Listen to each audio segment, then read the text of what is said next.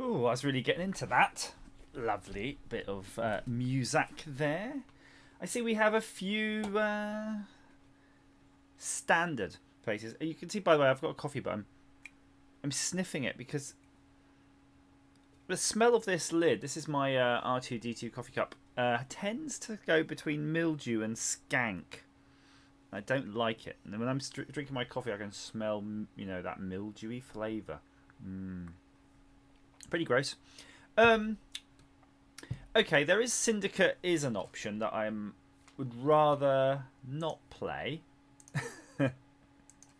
And if anyone's in the Discord, by the way, you'll be able to hear my voice and be able to say hello to me in the Discord stream chat. And let's see who we've got. We've got Captain Diomedes. Greetings, Imperial citizens. Greetings. Watcher75 says hello. Captain, do you like the artwork I used for the thumbnail for this stream? I created it especially for you. So I hope you appreciate that. Dean, play Syndicate. Play Syndicate. You're baying for the Syndicate. Could anyone be so kind, by the way? I haven't put it on tweeted this is happening. If you could do that for me, that would be marveloso. Right. I think we should choose a game to play, and I'm just looking at the items available here on the old desktop. So we've got Aliens, Colonial Marine, Star Trek Bridge Crew, and StarCraft 2. They tend to be the old multiplayer games. We've got Universe Sandbox. Hacknet we haven't tried. That was a sort of freebie game. Let's try a little bit of Hacknet, shall we? To be honest, I think it's pretty lame. But we'll try it. In fact, I'm already bored of Hacknet. It's lame. I tried this thing. It's like a game that you have to pretty much code in. It's like a coding game. So that's a game that everybody would love to play, obviously. Pikings, Pirates and Knights 2. Dean, if you're still actually watching, that was a game you suggested way back, and I don't think you ever really played it with me. Tell you what, let's try just a bit of Kerbal. We just haven't done that for a while, so I shall load up some Kerbal. And for those of you interested in today's sponsor of the channel, it's Whitworth's Fruit Feasters, which are in green, of course, so affecting the chroma key. Whitworth's Fruit Feasters. Prunes. So some lovely moist prunes. Oh, so Watcher, you've actually played Hacknet. Was it lame when I tried it? It just I don't know. It was just kind of like a Linux command prompt simulator, and you had to just do some, ls/la type stuff. And then it was doing a node thing. You have to take over the node. I don't know if there was much there. So actually, somebody suggested a game. Oh, okay. Okay, we have a suggested game, guys. Go away, Kerbal. Right, cool. this is today's game, apparently.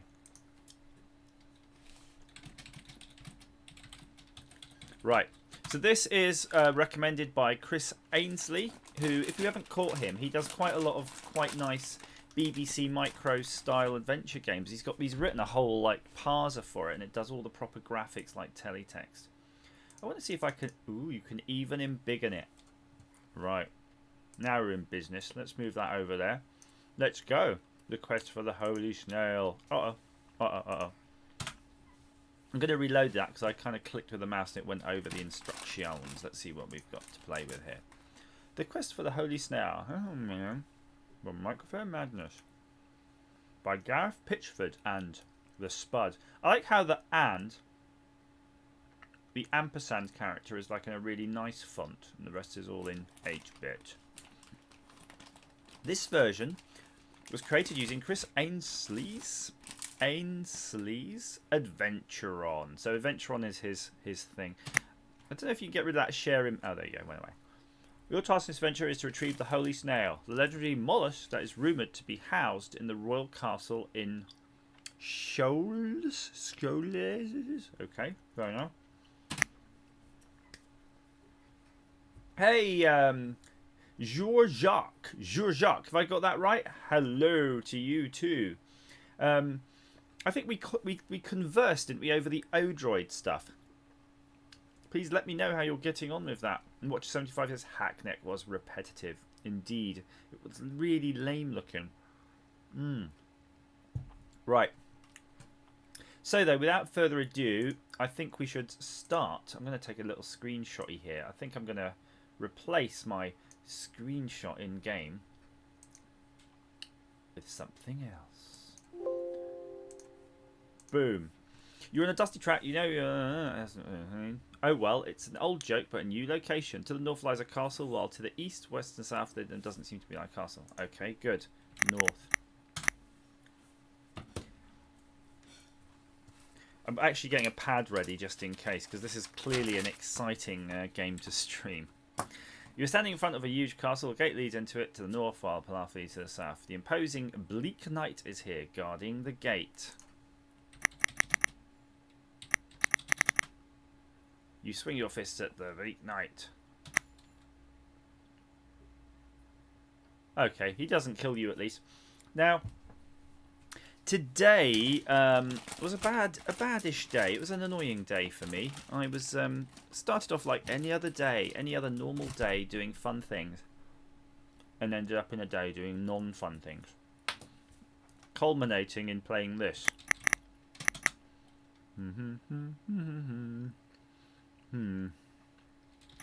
Talk tonight. Okay. North. Open gate. Oh, I'm already bored of this. This sucks balls. So what should we do, guys? Are we talking? I've got something here on the desktop that's called HiGAN. I've got something else here called CCS64, and I've got Defend. So it's DOS games. It's whatever HiGAN is, which is NES games, and Commodore 64. I think I'm kind of interested in DOS games right now, because by fact there has never been a bad DOS game ever. Dean, you're out of luck, mate, because I don't have a Spectrum emulator. The Spectrum doesn't do it for me. So George, that's saying play Hacknet. Are we really doing this then? Are we going to bloody play Hacknet then? Fine, Hacknet. Hacknet it is. I'm going to even update the whole thing. Hacknet. I'm updating the actual stream title to Hacknet because you love it so much. I'm going to tell YouTube Gaming I'm playing Hacknet. We're all about it. Hey, it says here that Hacknet was actually done in 2015. Is that even possible? Was it really that old? That seems odd, doesn't it? It doesn't seem right to me. So Hacknet's taken its time, of course. Come on. Come on, you bloody bugger. So has anyone else done anything interesting this week apart from doing their like work stuff?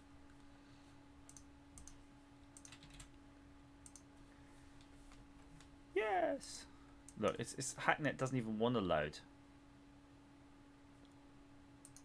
Hacknet. Where was it? Okay. Perhaps Hacknet is already running on my machine that I've got to do. Down. Oh, that took ages. When I did Control Alt Del, it took so long. I was like, "Is Hacknet?" Yeah, I am still playing Left 4 Dead. Why? Do you have Left 4 Dead 2? You could do a little bit of Left 4 Dead 2 as well. Got, pretty open to suggestions at this point. It's one of those evenings that I have not planned anything, and I don't even know what. It's like you've got so many games, you're going to end up playing nothing. That's the sort of what's going to happen, and I really just want to play something. Hacknet's being lame. Where is the old? Where we Left 4 Dead? Left 4 Dead 2. But I don't have any of the other people who like to play Left 4 Dead 2 with me who actually know how to set up all the multiplayer. But we'll have a go. What is going on with this? I think my PC is just not letting me play games today.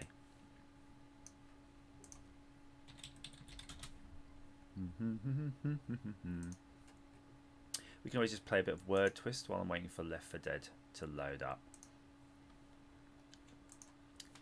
Clearly the most exciting game on YouTube. Need. Run.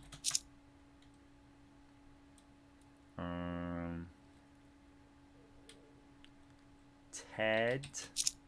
Teen. 12. Come on. So what's No Man's Sky like, by the way? Is it any good? I'm so bad at this. Seed? I think I can get Seed in there. Seed with 3Ds.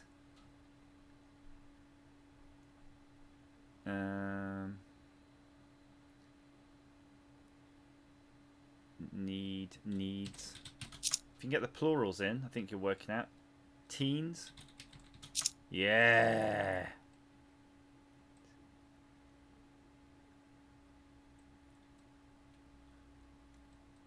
Ark Survival Evolved. Okay, that's a good one. I think Steam's not loading any games. If anyone has a suggestion on how to kill Steam.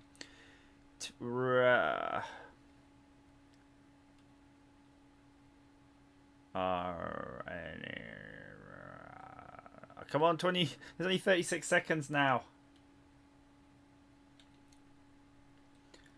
Hey, Chris. Chris. We were just trying your creation. Okay, we've got Chris back in the room now.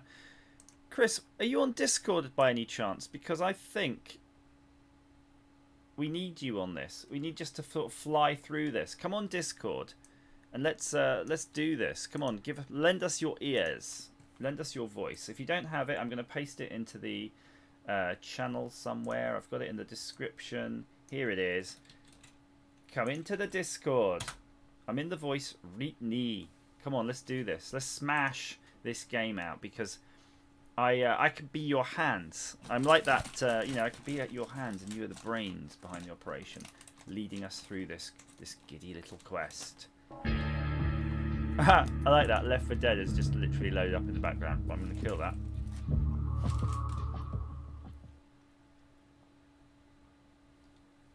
Ark. What's Ark? You guys are playing all these crazy games.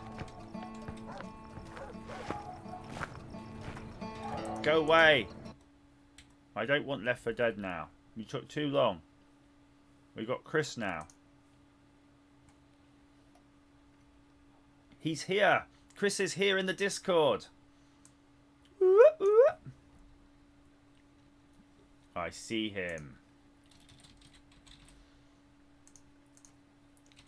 Let's do this. That's what I'm typing in the old Discord chat. Let's do this. Come on, Chris. We're all waiting for you. I'm so excited. I'm actually forcing these prunes into my mouth the same way you'd force, corn at a cinema, and that's going to have a really bad result. I'm going to stop doing that. Don't have Prune Company as a sponsor for anything, apart from some sort of problem with your bowels. Oh, he's going to do text only. Okay, fair enough. I've got a little window here. I like that it's text only, but I feel you need to be involved. So I'm going to put the little window here, and we're going to move this here somewhere. And let's do this. We're going to do it properly. All right then, Chris. We're gonna fly through this. That's fine. If you don't know how to Discord, that's fine. Totally. Right, let's do this. You're on screen, Chris. Let's bash this out. Robert, come on. Get on the chat. Let's do this. We're adventuring.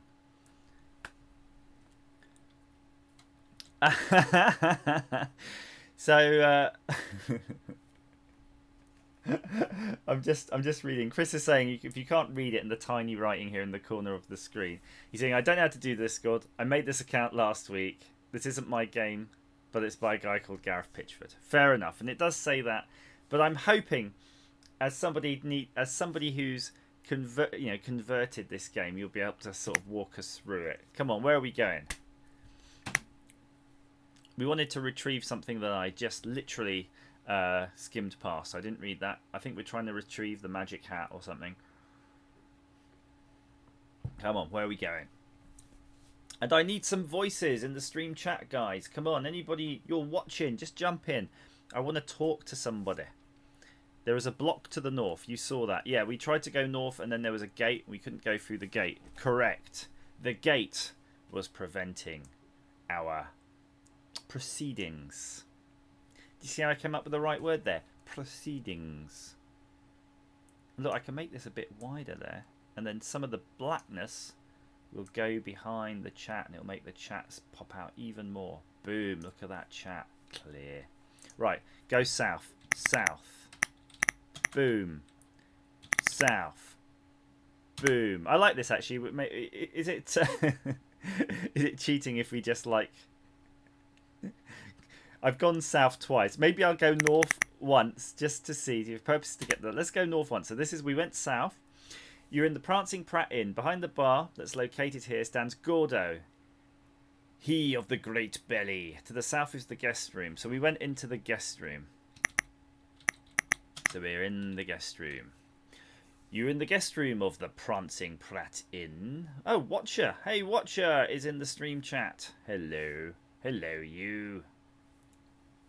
There's not much here save the old creaky bed and the fireplace. A window situated cleverly in the wall overlooks a sandy beach. This sounds like a game that was literally written by Ashens. It doesn't sound like Stuart Ashen, right? Doesn't it? Because it's he has that sort of humour. A window situated cleverly in the wall.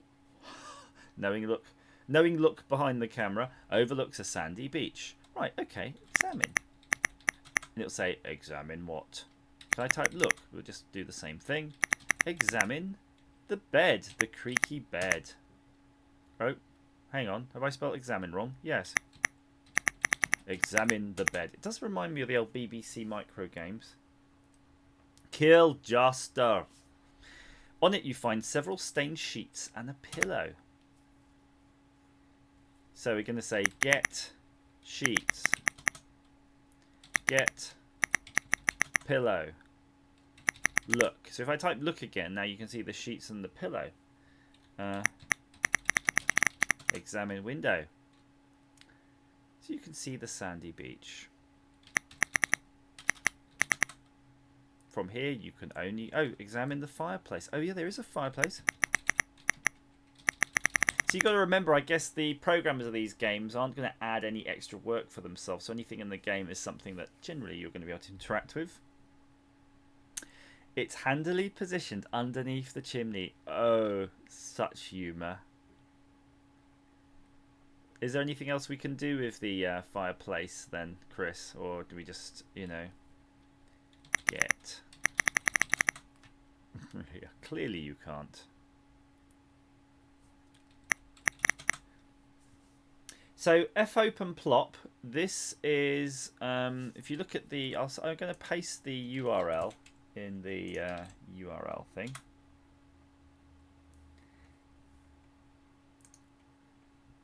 Why isn't it not letting me paste into my own thing? That's it. Sorry.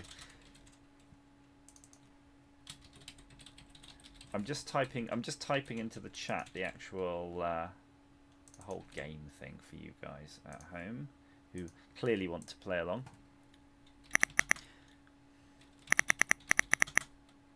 So you have some sheets and a pillow. Feel. Oh, now look, that is really hard. I mean, if you were playing this, you would never think that you're going to feel around the chimney. You push your hand up the chimney. You can feel something blocking it. It is an old bird's nest. In the remains of the nest, you now found an item the birds must have stolen.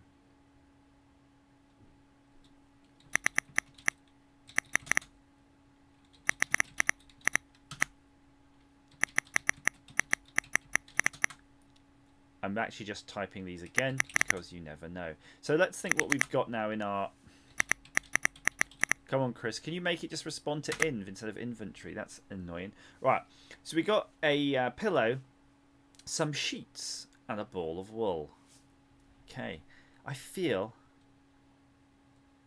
we're making progress here. Kill Jastar. No. Right. So I think we have to go back north because that was the only exit we had. I think we've done most things.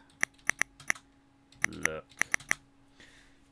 So Gordo of the Great Belly stands. So can we talk to Gordo?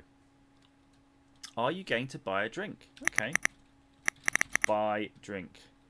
You'd ask the looking at Gordo, you get the feeling he would prefer cash. So we can't buy a drink. Jark, I love that you're saying you should play Evil Within 2, which is probably some amazing kick-ass 3D game, but... Oh, Watcher 75, I for inventory, very good tip. Very good indeed. And, yeah, so I was talking about those 3D games, you know, it's... we're old now. I say we, me. I should be playing with my little Odroid. That seems to be getting big traction on the channel right now. Oh, there's a prize, by the way. Dean, Lesolile70, however you want to say it, has related a prize to the channel. An electronic prize. We will be covering that. Watch one of the future videos. I'll just add it on the end. What do you think people should have to do to get the prize? Let me know. Right. Let's have a look. So presumably we haven't got money, we can't do anything with Gordo, so we can go north again. And then we're going to look. Let's go east. This is a grassy plain, minus wings and an engine. Funny. To the north stands Dick and Son's Adventure Shop, whilst to the west is a dusty track. So did we just come from the west, right? Yeah. East. North. Let's have a look at Dick and Sons. This is Dick and Sons Adventure Shop. Around you are the various objects of adventuring interest, but what catches your eye is a special offer on a lamp. The shopkeeper stands here, hovering over you. In great shop. Can we get lamp? Buy lamp. Can we sell wool? Okay, so we know the shop's here. I think that's probably... Let's try to talk to the shopkeeper and then we're going to go to see what's west. Okay. And there's no other... You can't go north, you can't go west, you can't go east. So we have to go south, and then we go west, and then we go west again. Oh. Examine Gordo, Chris is saying. Ah, okay, fair enough. Examine Gordo. Okay, let's go east, south. Look at this, we're getting...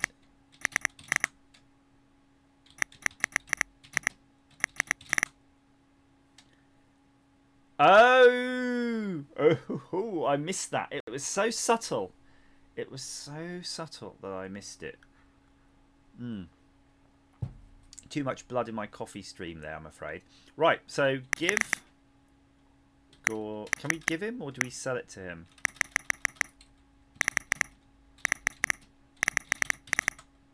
No. Give wool to... Gordo always likes a good yarn and he likes your ball of wool as well. In return, he gives you a key. Okay. Good. There was nothing in... there wasn't in the guest room a locked chest or anything as far as I recall. So we're going to go north and I want to go east again. So Chris says, in these games, examine gives you clues, then you solve clues with the verb nouns. What are verb nouns? Well, let's check our inventory again then. You have some sheets, a pillow, a black key. Okay, so I think we were going to go west actually, if you recall.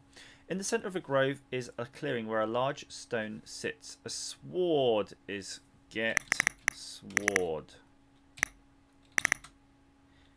Okay. You can't do any... Oh! So Chris is saying, okay, now I get what he's saying. You have to examine all the little items to really get the hints. But they look to be made of strong, robust fabric. So the sheets kind of imply to me that maybe you could use it as a rope or something. And then we're going to do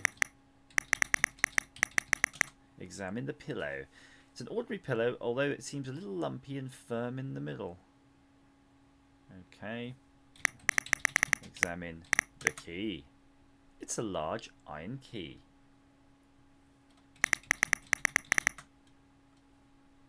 Okay, so Dean says blow the sheet. I don't think you didn't have enough puff in you. Let's have a look. Tie sheet to sword. So we can't go west, we can't go north, we can't go south. So the only thing there is that sword, right? Can we examine it? Ah! The sword is heavily rusted in place, so that's why nobody's ever managed to pull it out.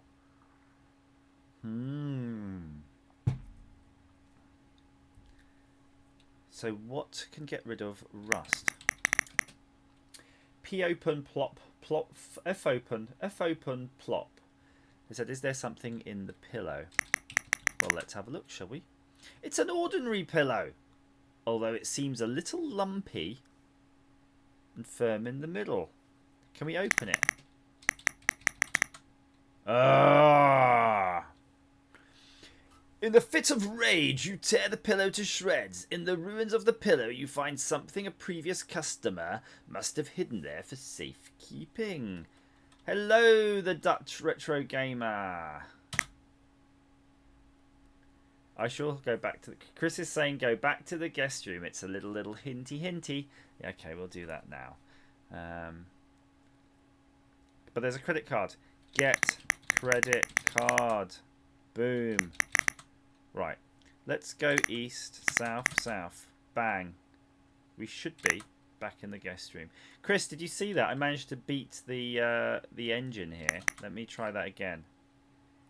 East. North. South, south. Ooh. It took the keyboard press, but it didn't buffer it. Right. So we're in the guest room. So Chris is sort of hinting that there's something to do with the sheets here. So let's examine those again. The sheets have seen better days, but disturbingly stained, but it looks to be made of strong, robust fabric. So if we look in the room, there's just a bed. Oh, window. Tie sheets to bed. Aha! Because if you notice, we went east and west, and there was no way to get to the beach. So this is the only way to it. You expertly twist and tie the sheets together until they form a makeshift rope, or at least what passes for a usable rope in adventure game. Okay, so if I look, is there a new direction? Open window. Okay, it's already open. That's quite good humoured. Okay, so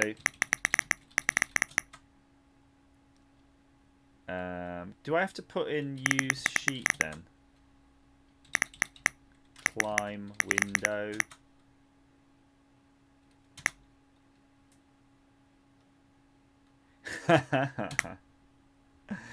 Okay, climb down sheet.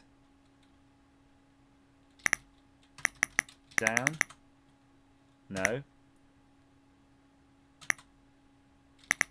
Inventory. In a rope. Ah, tie rope to bed. There you go. Now we can go down. Boom. Kill Jester. You claim. What was that guy called? Hello, I'm Falconhoof. Welcome to adventure something. You climb down your makeshift rope until you reach the beach below. This is a small sandy beach, right? North, you can see the wall of the plant screen.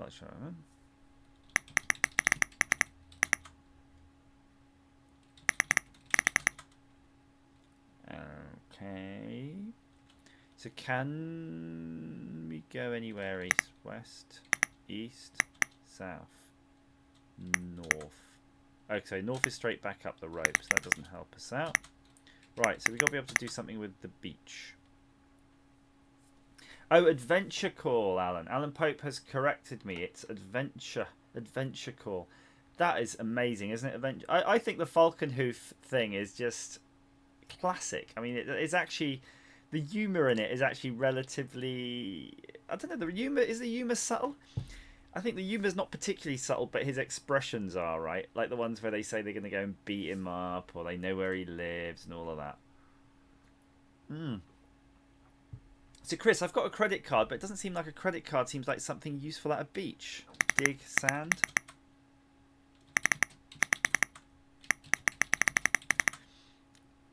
So Neil, Retro Man Cave, has joined. He says, "Good evening. What are we playing?" We are playing. Well, Chris Ainsley, who is the creator of some of this, I think he should explain. But I think it was called the quest for the snail or something. I don't know. It's your flexible friend, except at all good adventure shops. Okay, so we're down to the beach anyway. We've got to the beach. There doesn't seem to be anything here right now. Let's go back up to the shop, shall we? Right, so we went north, and then we're going to go east. And then we go, oh, hello, north again, east, north. Now we should be in the shop. Look, on a lamp. Get lamp. Buy lamp. With a quick does you does or does you don't, you pass the credit card to the shopkeeper. Now that does you does or does you don't is a reference to an advert back when I think we would be kids, maybe late 80s, about Access, the Access credit card. Does you does or does you don't take access? That'll do nicely, sir, he says, and swipes the card. Swipe. Quite literally. So he's swiping it, or is he swiping it? Oh dear. You now have the lamp. Examine the lamp. It's an old lamp full of oil. South, west, west, west. Okay. Use oil on sword. Get sword. Hey, nice. There we go. Let me have a little sippy sip sip. The sword comes smoothly out of the stone. All it needed was a bit of thinking. None of that King of England lark. Thing is, why do I see a sword? I said get sword to initiate the command. Surely it should be in my hand, but fine, let's roll with this one. It is the fabled Excalibur, whose magical powers are legendary. Okay, good. So let's have a little looky look. So we're in the grove, clearing, there's a stone. We got the sword now, so I think there's no probably need to go back to the shop, but let's just go back to the shop anyway. Hey, you can't do that. Good. Hang on. Did we buy the blank lamp?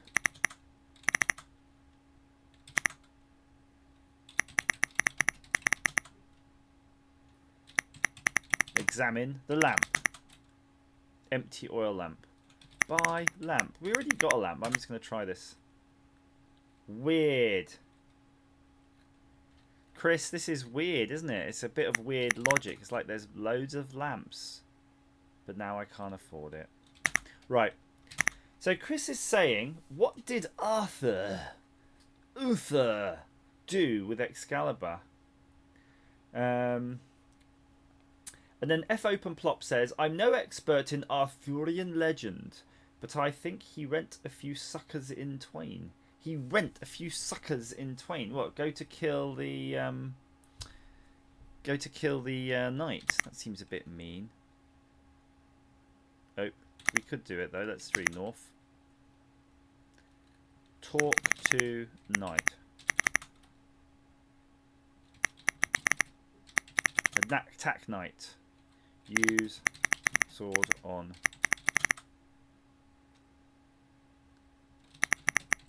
Cut knight. Stab knight. Use sword. Right. Maybe I don't have the right command, so let's actually read this now. Oh. Neil says, does the knight give a sword? Oh. But Chris says, Lady of the Lake. I tell you what.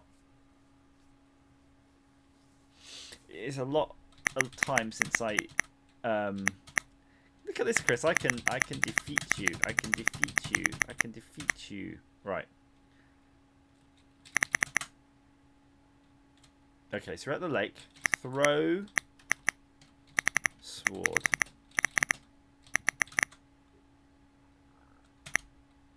Before though I continue though, Chris, at the danger of breaking this, I kind of feel that we need to work out something here, how this is working. Shall I do it later? Shall I do it after we solve the puzzle? I think I'm going to try to work out how it all works. We'll do that in a moment. Right. You throw the sword into the air in a high sweeping arc towards the lake. A hand emerges from the lake and misses the sword. Damn, mutters the Lady of the Lake as she searches under the water. She finally finds the sword and chucks something towards you. Okay. Here's your deposit back, she bellows. Please feel free to use Lady Lake's sword hire again. Nice. So there's a coin. Get coin. You grab that. Examine. Examine coin. On one side of the coin is a picture of a gargoyle, while on the other side is a scantily clad elf. So Chris says he's shamed with the input lag. Well, the thing is, it is picking it up, but I think it's not buffering it. Neil is saying buy another lamp with the coin. What about giving the innkeeper the coin though? He might want one. I'm just having a quick look through. Nothing's changed here. We're going to go north there. So we could try to give Gordo the coin. Shall I try to give him?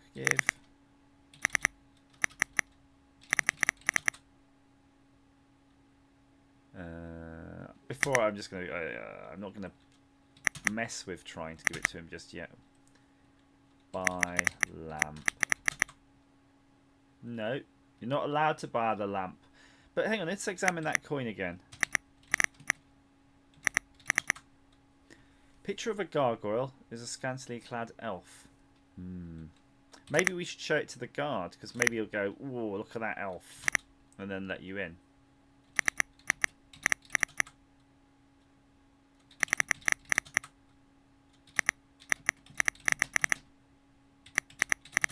Use coin. Oh. Come on, do something with the coin. Okay, let's go south again. South again. Buy drink. Ah, there we go. You give Gordo the coin and he plonks a mug of beer down at the bar. Watch out for the secret ingredient, he says with a smile. Okay.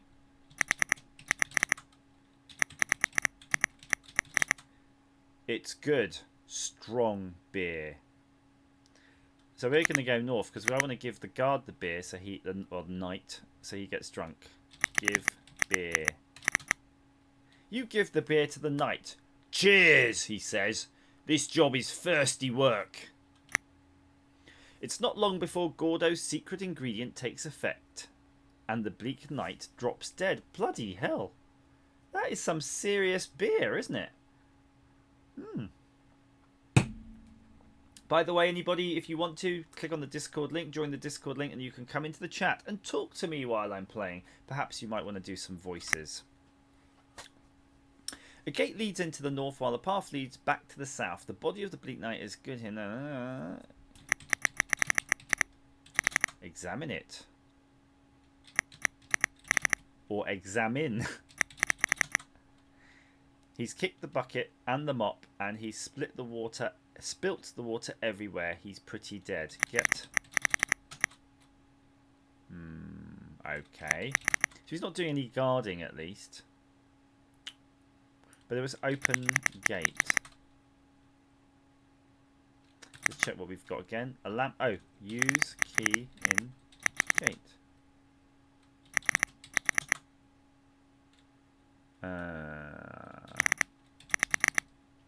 Use black key. Oh. Tell you what, it's hard work using the key in this.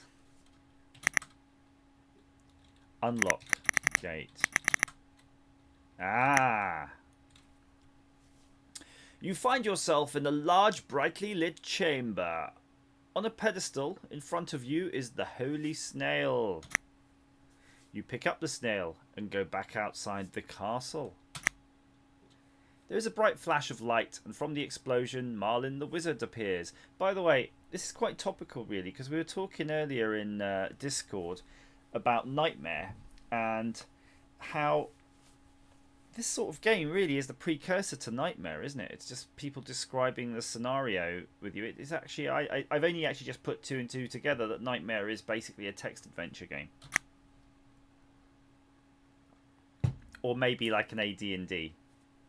But in fact, a Nightmare is pretty much like AD&D, isn't it?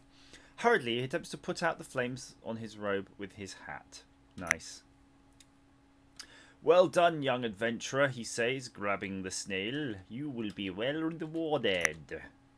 He reaches into his pocket, but he's got no loose change, so he sends you packing with a swift kick up the backside. That seems unnecessarily harsh, but does strike of 80s humour. Oh well, who says adventuring paid? Thanks for playing the quest for the Holy Snail. This Adventuron version is based on the mini-game that originally appeared in the extended version of Microfair Madness for the ZX Spectrum 128K. The mini-game was later expanded into a full-length adventure game, so if you want a longer experience and a bit more challenge but probably the same ending, then check that out. So this is the mini-game version. Thanks to Scott Denyer for his work on the original QFTHS and to Chris Ainsley for the Adventuron system. Ah, bless. The quest for the Holy Snail. Well, there you go. That was quite nice, wasn't it? Nice and pleasant, but I'm curious. I'm code curious now. So, Chris, if you don't mind, we're going to have a look into the underbelly of your game. Underbelly. Yeah, you have to download the DLC. So, what can we see? At the top, the HTML, there's a tag. It says, game content is sole responsibility of the game author. Chris is not taking any responsibility for any swear words or nudity, etc., etc. And it's called The Quest for the Holy Snail, and that's what appears up there in the title, because it's in the title tag. And then there is a relative shortcut to an image. What does that do? Open that in new tag, which is this little thing here, which is an A, and that's the icon. at the top of the page. Isn't that fascinating? Chris, do you mind us looking in your dirty underbelly? We're looking in your dirty underbelly here. So this looks like it could be the game content. So let's copy this element. And we're going to open it. I don't know, what have I got? I've got various editors here. We can load that in. Okay, that's me doing some actual work, but we don't need to worry about that. Let's see if we can figure it out. Do. We need word wraps. Give me some word wraps. So Chris is saying, good luck making head nor tail. So this is probably the game content, and it looks to be about, what, 34 kilobytes of data, perhaps? Looks like it's a encoding of some sort. We'll have to figure that out another time, though. Yeah, Chris, you're saying there's an easier way of looking at the game source. It's open source, is it? But where's the fun in that? There's no fun. We're all about the teardown here, the reverse engineering. So here we go. Copyright 2017 by Chris Ainsley. Am I saying that right, Chris, by the way? Is it Ainsley? And we met actually in Blackpool in the Norbreck, a lovely hotel. And I don't know if Chris is going to be there again this in October, but I will. So there's a bunch of stuff here setting up the colours and widths and things like that. Colours of stuff. Oh, and then it goes off packing the fonts. He's packing in the fonts. So then these are the fonts. Font. Lots of fonts. And then the Adventuron. The non-commercial end-user license agreement. Very serious. Very serious indeed. And it's using some open source libraries. So it's using a compression library, the LZW. I wonder if that is what the game code was in. Ainsley. Ah, okay, so it's pronounced Ainsley. I think I was pronouncing it that way, but maybe I wasn't. And then we're going to go through again. JS zip, a JavaScript class for generating reading zip files.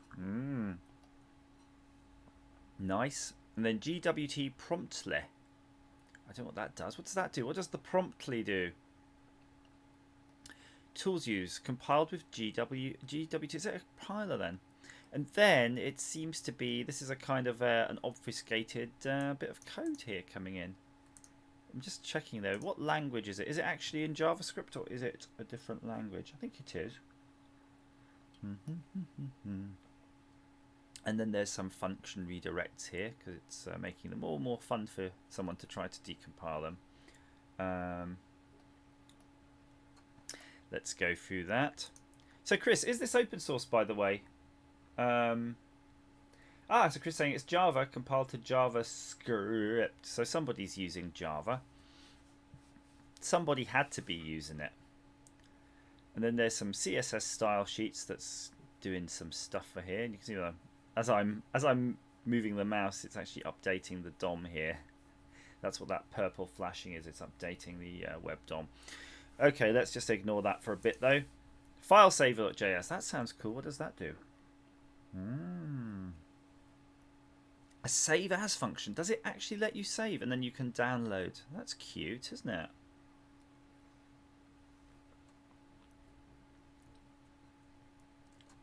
So Chris says the system is not open source, but you can look up Adventuron and the editor is online and free to use, no accounts or DRM.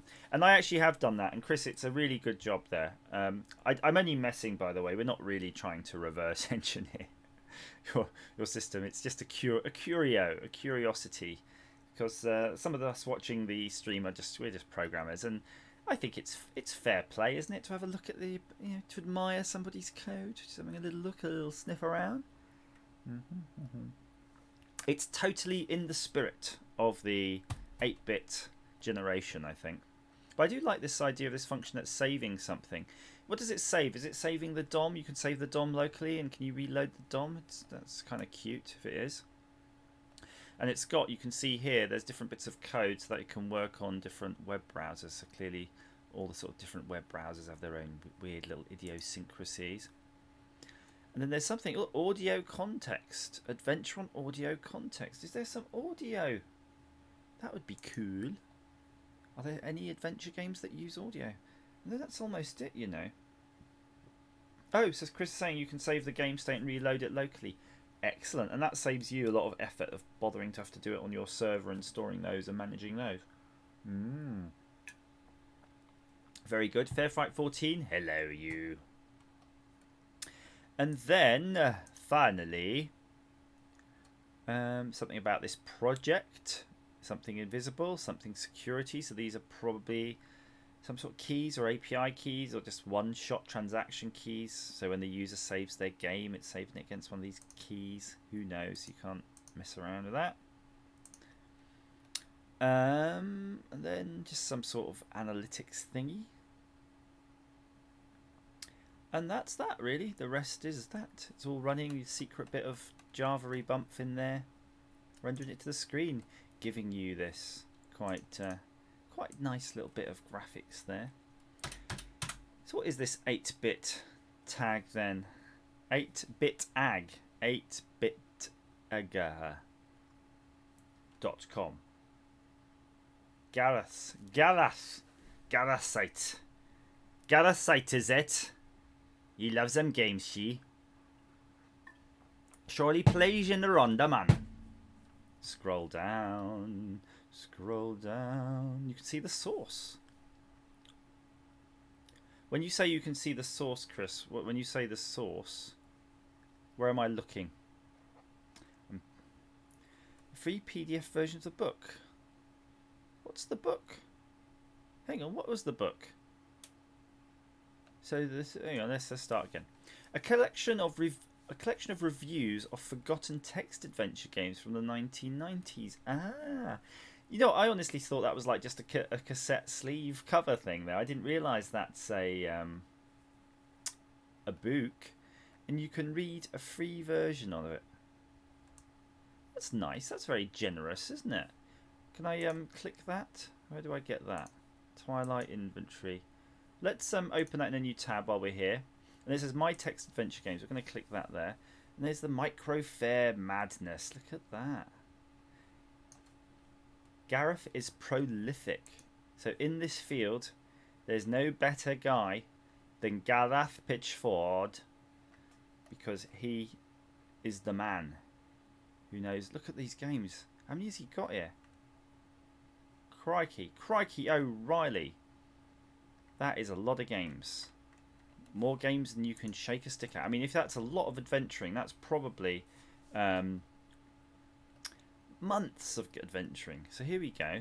So Chris, I've scrolled down, and then here's the quest for the Holy Snail. I'm guessing I'm going to click that one. And there we go. Embark on a quest, and it says click here to play the game. And then that's kind of what we already just did. But here, look, the Adventuron source code. So let's have a look at that. So this is Sans wrapper. So is this, Chris, in the actual Adventuron programming language, as it were, the markup language that the system's using? It certainly looks like it is. So these are obviously comment blocks. So a comment probably starts with a double hash. It might end in a double hash, but maybe that's just to make it pretty. So story info text equals welcome to. So, ooh, hello. I'm noting there's a distinct lack of not parentheses, but yeah, well, where am I? Here we go. I'm not quite in the middle of my box here, am I? You should just say move over, Andrew. You're not in the middle of your box. That's interesting enough. Anyway, new line. Welcome to new line. The quest for the Holy Snail. Maybe this too. Is that maybe a font markup or a style markup? Something we might figure out. Oh, it's Adventuron notation, and the Hoppit has a syntax highlighted source code. Oh, okay. We might try the Hoppit in a moment. So these are the system messages. So for the standard things on the left, it's applying the words on the right, basically. So if your inventory is empty, it says nothing of importance. Yeah, okay, so you can quite easily change your nomenclature here. Gareth, can you change system messages dynamically? So, you know, if the user types the command in more than once, they might get a different answer. And if not, why not? Setup. Oh, look, it shows you the graphic, which is cute. Theme, traditional spectrum, I'm guessing. Trad spec is. Then it has a style here, and then this is probably defining a bunch of stuff, which is look, defining the colours and the alignments. Fair enough. So these are a bunch of locations here. So the locations are by keyword, which is nice. So it's not a complicated thing. Look, you've got the start, beach, room, plane, inn, track, grove, shop, and the gate. And it says you are standing in front of a huge castle. See, it's changing the font. Huge castle. The gate leads to the north, while the path leads to the south. Header equals the castle gate. So yeah, that's pretty nice. You can just knock out something pretty quickly with that. And then you have navigation from direction to. So it's the from direction to. Is that right? Hang on, let's check. There's 3 arrays. From direction. Gate, south, track. Hang on. So the gate leads south. Yep. And then you went to the track. That's right. When you were at the track, you went south, you went to the inn. When you were in, okay, fair enough. So these are the directions. So that's sort of defining the map. It looks a bit weird like that, laid out that way, but I'm sure if you have a little bit of grid paper or something, you can figure it out pretty quickly. Chris, I'm not looking at the Hobbit. I'm looking at the snail game we just played. No, but I will jump across. I promise you. We're using this as a reference because we've just played this. If I looked at the Hobbit, I wouldn't be able to understand it. So these are all the objets. And you can see it's advert, card, lamp, coin, mug. I'm pretty sure, Gareth, correct me, Chris, if I'm wrong, you could probably just have these as anything. You could just have this as A1, A2, A3, A4, A5, A6, A7, A8, A9, you know, if you really wanted to. If, say, for example, you were auto-generating Adventuron code, you could auto-generate the tags, for example. Yes, Andrew, that's exactly what you can do. I'm pretty sure of it. It must be. It must be. Right. Vocabulary. Words. Wool. Sword. So it says noun. Aliases. Ball, thread, string. I like that. Sword. Excalibur. Card. Credit card. Coin. Money. Cash. Mug. Beer. So these are interesting. And there's a weird thing here. So the more you can put here, the easier you'll make it for the player. Is that right, Chris? Yes, it is. Now, the weird thing is, though, you've got to be careful, because if you have massive vocabularies, you've got to make sure that none of them are used more than once. Otherwise, danger will follow. I'm pretty sure that will happen too, so you've got to be careful if you're doing that. So that's just describing all the stuff. Oh, remember when we typed in L to look? There's your L, your defining of the L there, which is interesting. But look is actually defined as a vocabulary. Interesting. So what does it do if it finds overlaps then, Chris? Does it go mental, or does it just, you know, just complains in compile time? So it's keeping logic flags. So let's see. Sword flag, beer flag, lamp oil, night alive, lamp bought. So these are just true false flags, and they're you can see here they're starting in whatever particular state makes sense. So the lamp oil is true because it's starting full, and then when you use it, that'll become false, and it will say lamp is empty. So we have a look. Interestingly, later there'll be some if statements somewhere here going on with that. So then there's event handlers, match, give beer. Okay, so it's a bit of a weird, I'm thinking prologue-y, slightly lispy, more prologue-y pattern matching, or maybe clips or something. Right, so if it matches you saying give beer, if it sees you typing in give beer, that's if it's matching your command on the input, right? Okay, I got that. If you are, the location of the user is in the gate, and if the mug is there, then it says you give it. He's a thirsty work. Press any key.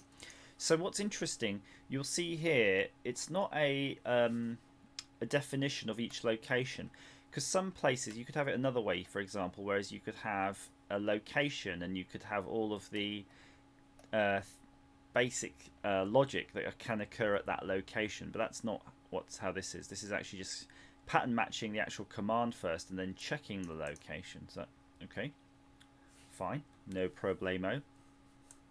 So then prints the response message. Press any key. It's not long for press any key. Set false, night alive. Okay, so night alive equals boolean 0. Destroy the mug. So you don't need the mug then as an object anymore in the game. So I'm guessing that that just kills it, just removes it as a thing. And then redescribe it, then runs the look command again. And you're done.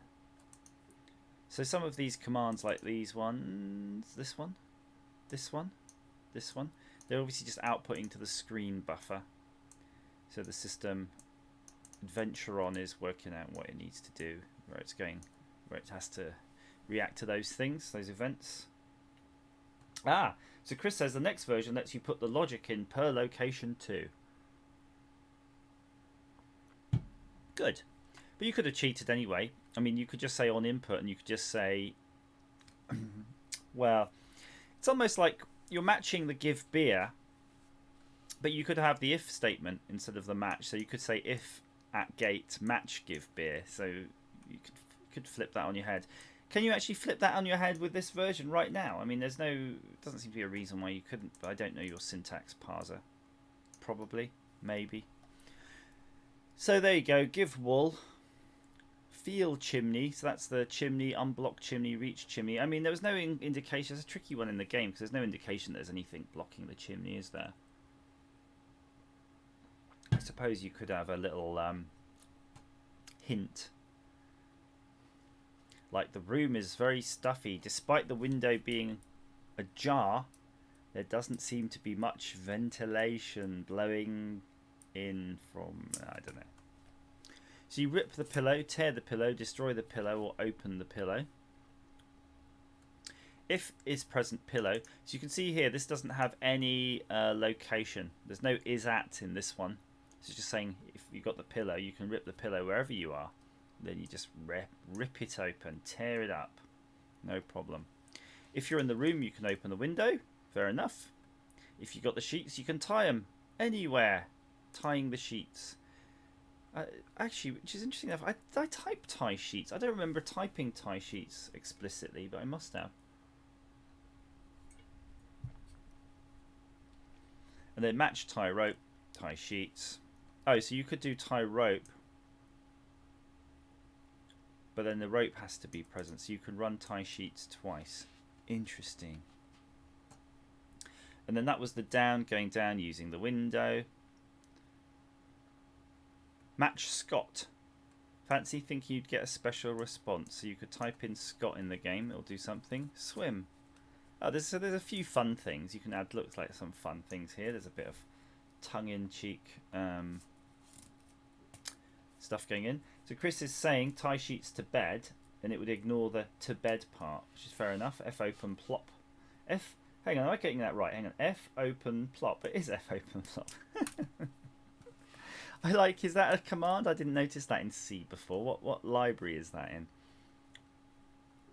So this is the bit about the sword, buying the lamp, getting the lamp. So I tell you what, this is hard to debug, you know, isn't it? I mean, you must just do it as you go along, because you might get a real weird interaction here that's going to be tricky to figure out. So wow, just even a little 10-minute game like that, there's a lot here, isn't there? Just think of all those things. And right at the end, killing the shopkeeper, killing Gordo, robbing the lamp. Help, let me Google that for you. Nice.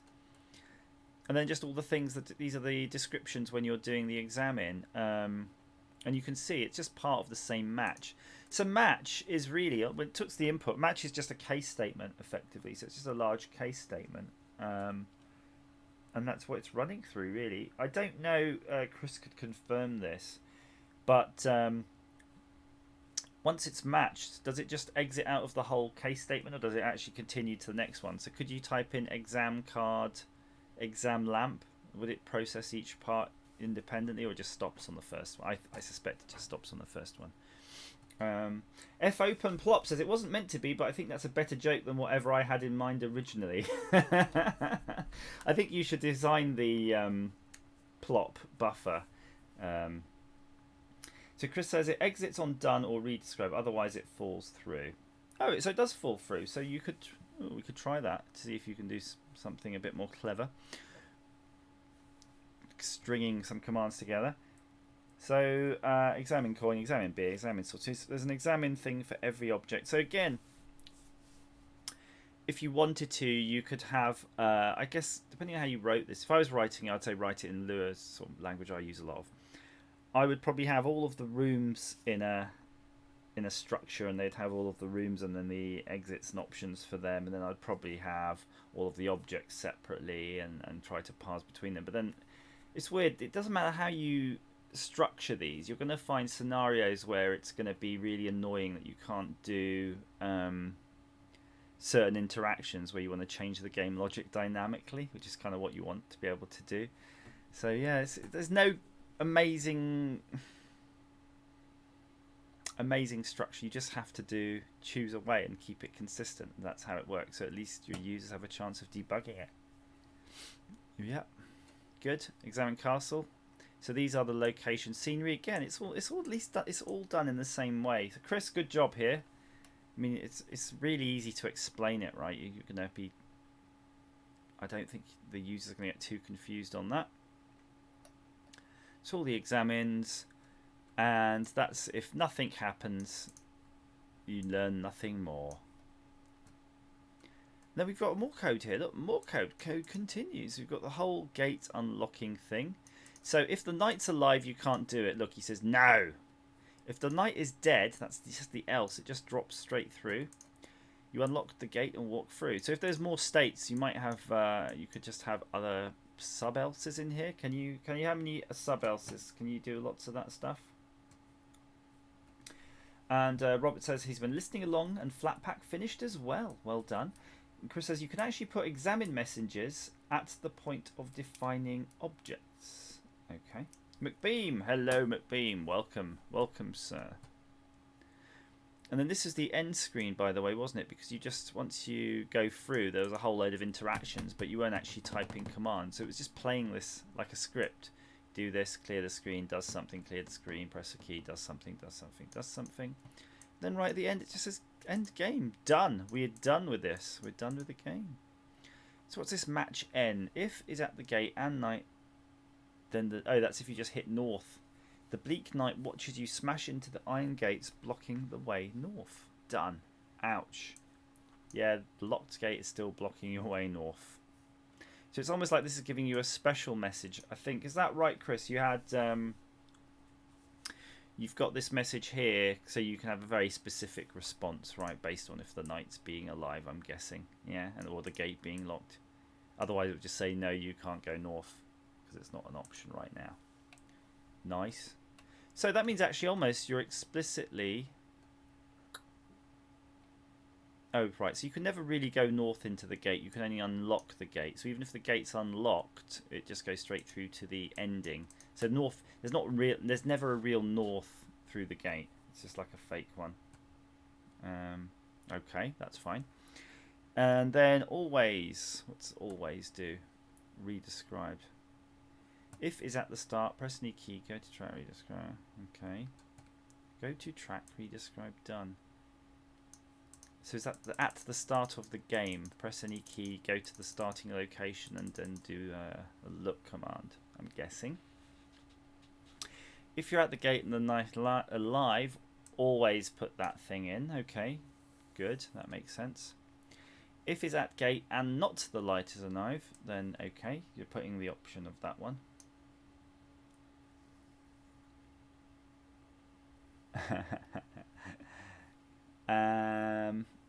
And then you have the thing about the rope.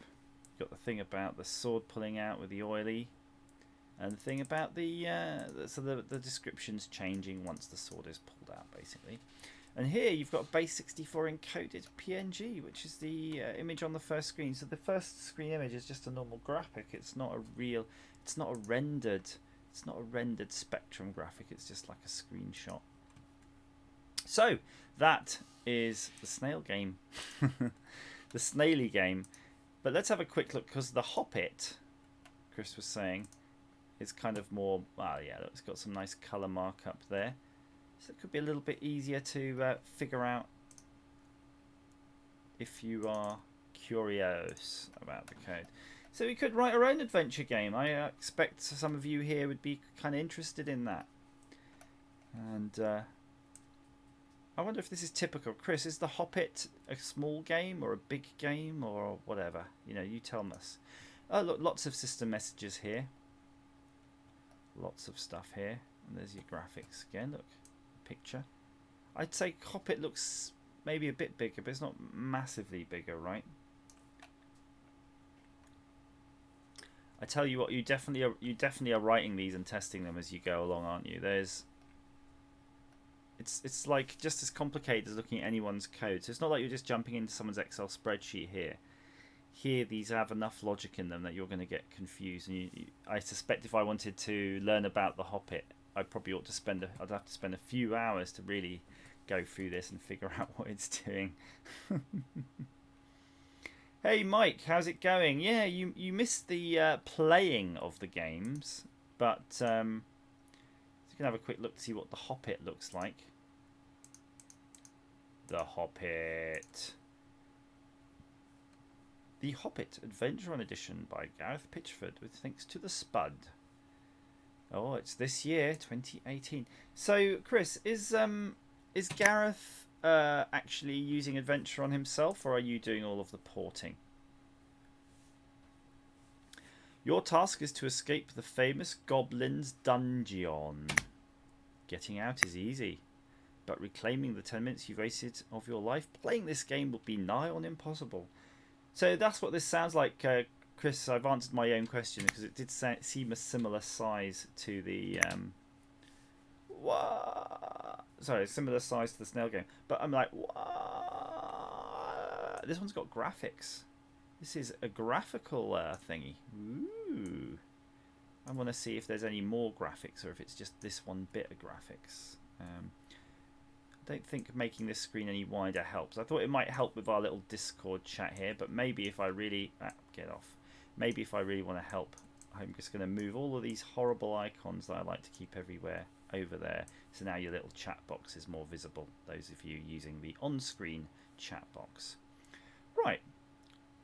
So let's just play a tiny bit of this because I just want to have a look-see. You're standing in a familiar dungeon above on the wall. So you've got some, let's go north. Oh, look, it has got graphics, south. And it's changed. Thorin sits down and sings about gold but gets bored and switches to the latest song by Megadeth instead. He likes all kinds of metal. So if I do look, okay, so if I go east, and then I go west again. The playtest sees another adventure, he exclaims.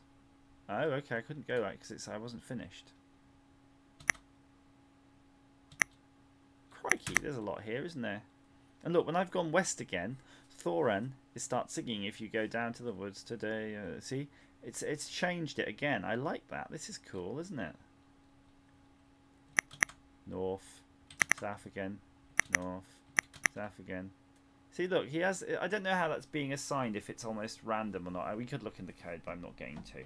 So, Chris, yeah, I know the F11 thing, but if you look on the stream, there's this weird little chat window. If I make it full screen, the text will become very obfuscated.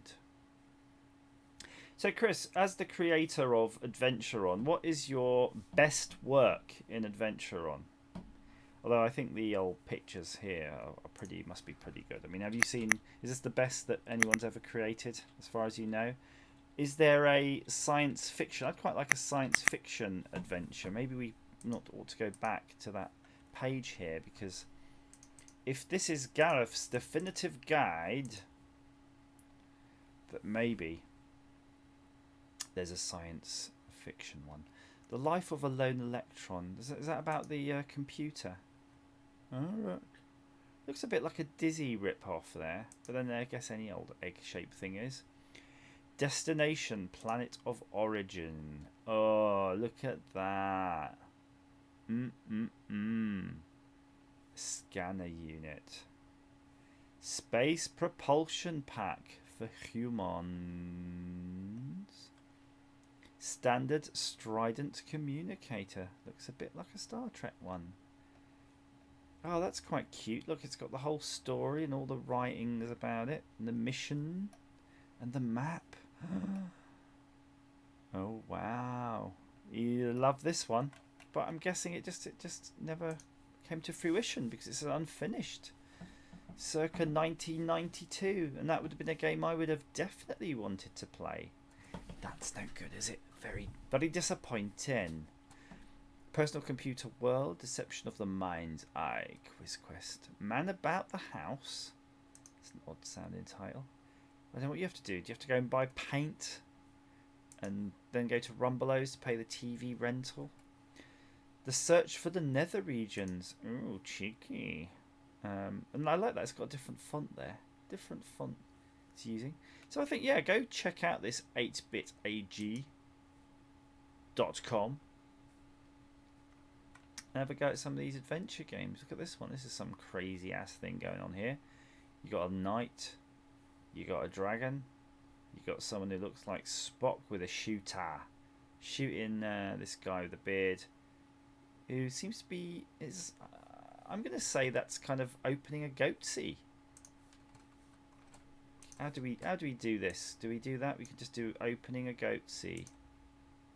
Edit with paint. I need to examine this now. Don't save that. Opening a goatsy. This Paint 3D is crazy, isn't it, by the way? I don't know if you've ever used this sort of Paint 3D, but there you go. Goatsy! Right, so yeah, so Chris says he loves the oldie English style games. They are unashamedly uncool, and they punish you. But I want a space game. Is there any sort of space themed adventure games? What is this? Her Majesty's Spiffing the Empire Staggers Back. Text sci-fi. It's not space themed, is it? It's sci-fi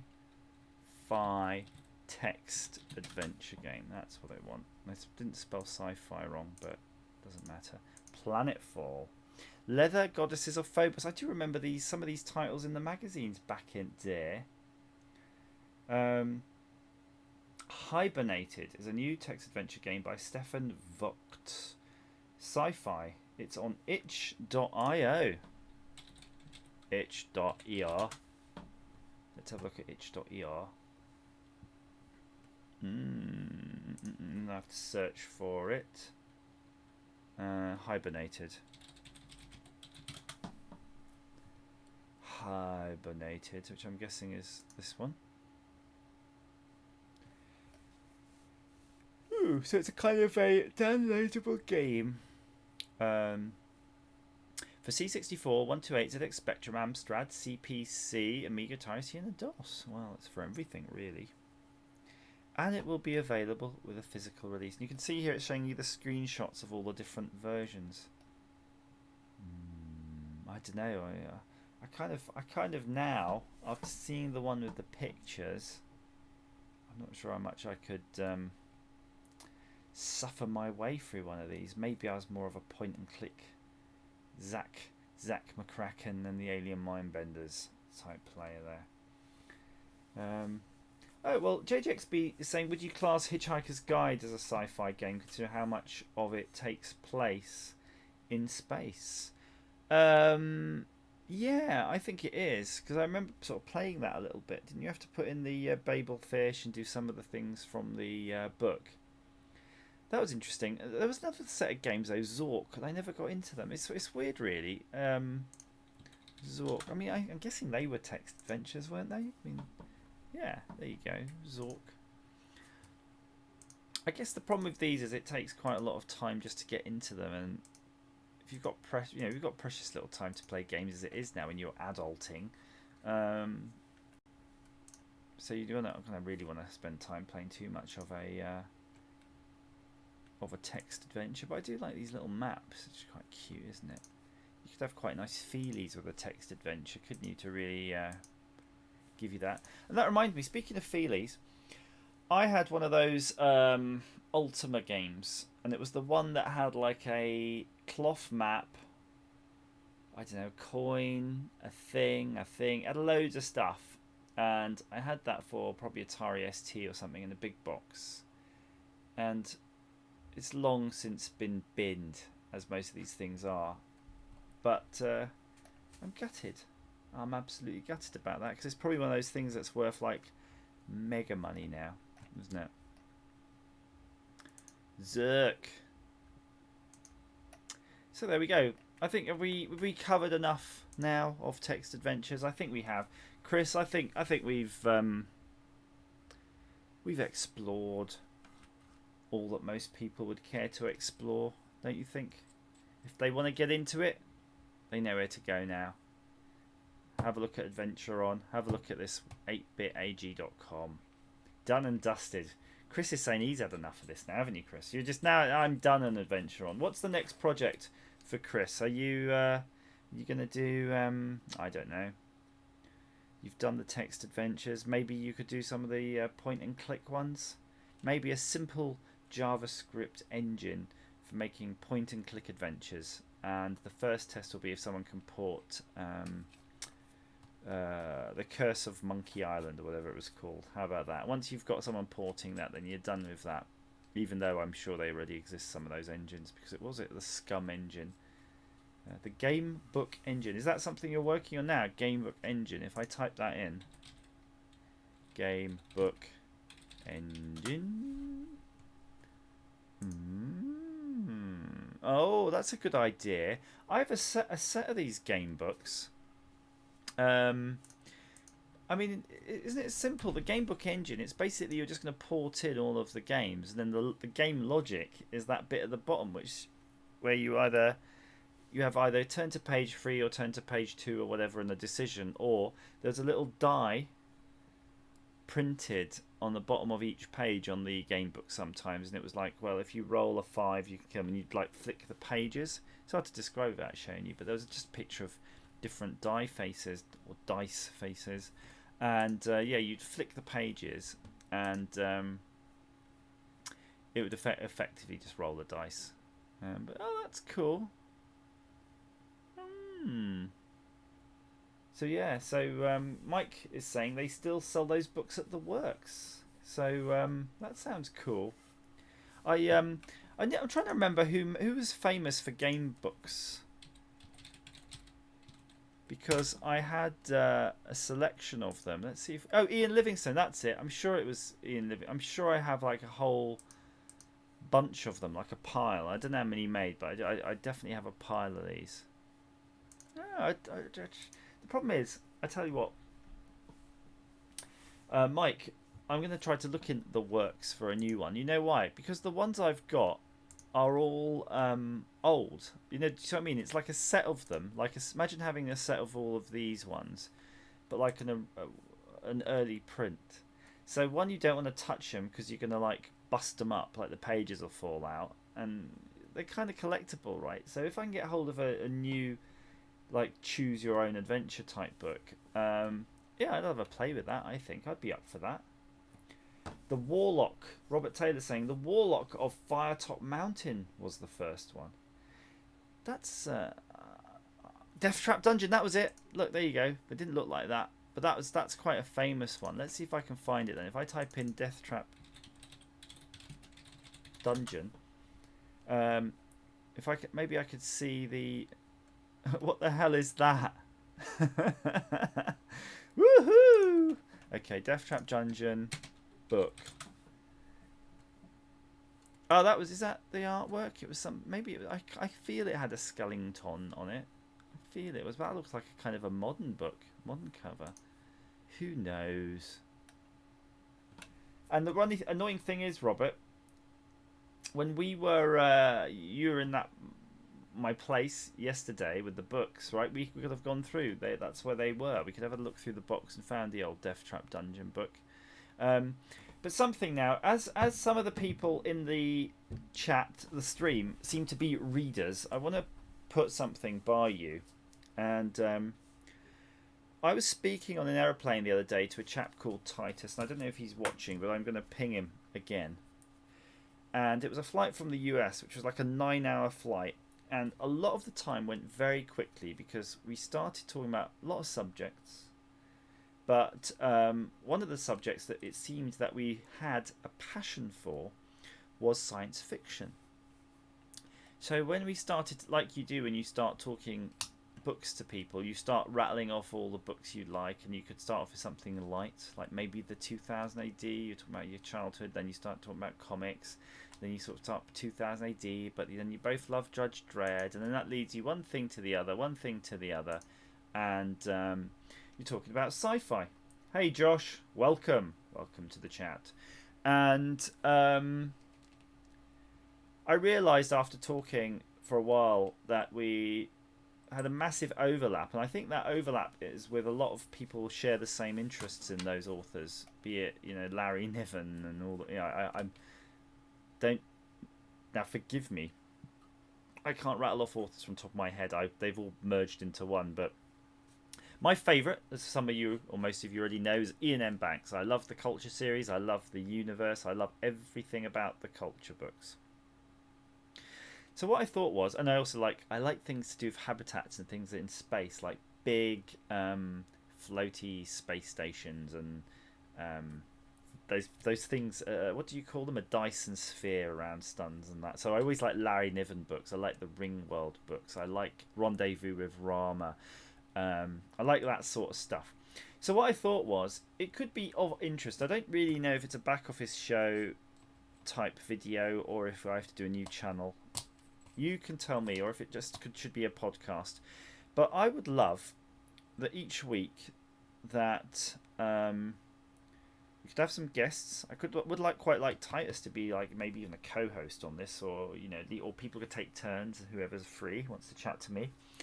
And I will cover some aspects of sci-fi or some books we've read. It could be something to do with cyborgs, or it could be about habitats, or it could be like Rendezvous with Rama, the weird aliens. You see what I mean? It's like book club, online book club. But I would really want people to be able to interact and join the stream and talk about the things, and we'll ask questions. And so for example, we're going through now these Death Trap Dungeon books. I'd love to be, I haven't really played them. I have one, right? I was telling you, I was sort of describing the interaction of the books, but I never remember actually seriously playing them because I bought them and I felt they were in too ancient a condition to want to play because I'll damage them. So I'd love for one of you could just jump in and start talking. I'll ask you questions and things like that. So if anyone in the chat, either in the Discord live chat or because nobody's talking to me tonight, it's very quiet. Or in the stream, I think that's an interesting idea. I would want to, get involved. Just start writing. Say, that sounds interesting. I do like the idea of a book club video. Maybe once a week. Maybe once a week's too much. Maybe once a month you should do one. Andrew, talk a bit about sci-fi. Talked a bit.